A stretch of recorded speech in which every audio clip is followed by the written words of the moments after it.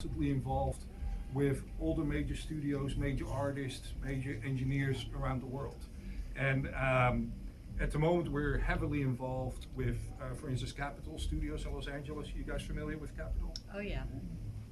That's the room, just so you know. One of them. There are many more.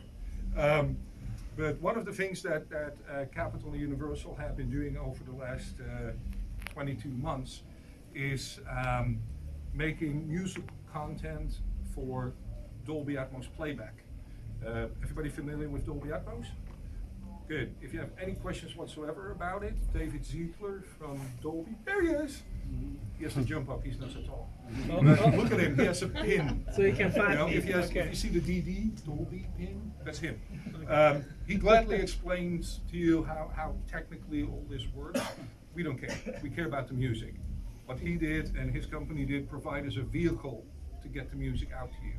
And as you probably know, you can already listen to Dolby Atmos on Blu-ray with music, with movies, and it's already being done with music as well. For instance, Stefan Block from Pure Audio and Christoph, he's somewhere in the far back. He's unimportant right now, don't bother. But they found a beautiful way to basically create musical content in all the different formats on a Blu-ray Pure Audio. So no movie or whatever, just pure audio. And then with the beautiful colors, you can switch between stereo, Dolby, Atmos, all of the different things. So you don't actually need a screen. In this case, we will do that. So what we ended up doing about 22 months ago, like I said, Capitol decided to build a Dolby Atmos mix room. Not for movies, but basically for music, so that it can be played back in the home theater or the home environment. And so we ended up building it. So we kind of tried to replicate what we did at Capitol. Now, if you see the room there, what we're missing is the big desk.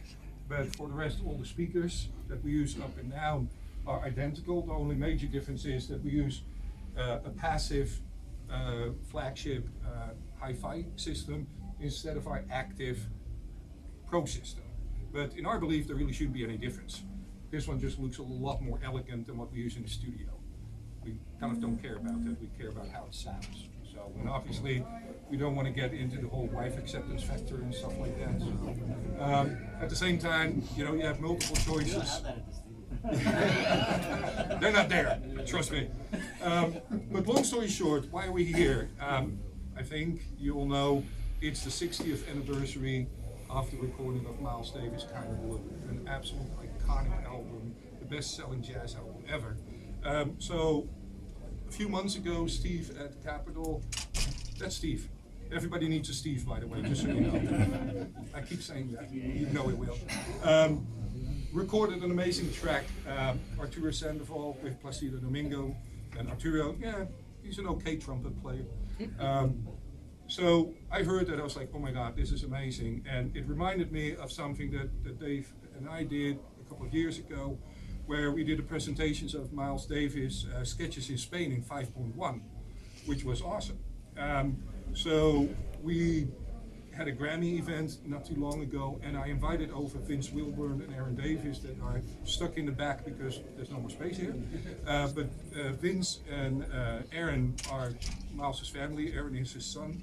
Vince is his nephew, but they're also both gifted musicians and also the curators of the Miles Davis estate. So anything that has to do with Miles Davis goes through them. So you want to clear a sample? Talk to them. Trust me. But the beauty was that we worked before together, and I was like, you know what, Vince has to hear this, Aaron has to hear this. So I invited them over to come to the event, and we played them the Arturo Sandoval track. And they were like, wow. And I was like, great. They get it. So I'm like, what do you think about Miles? I think we should do Miles. And they're like, yeah. I was like, Kind of Blue? Yeah. I was like, wait, you were there. I was like, did I say yeah? He said, yeah. Okay, so believe it or not, we got the masters, and which was stunning. I mean, we'll talk more about that.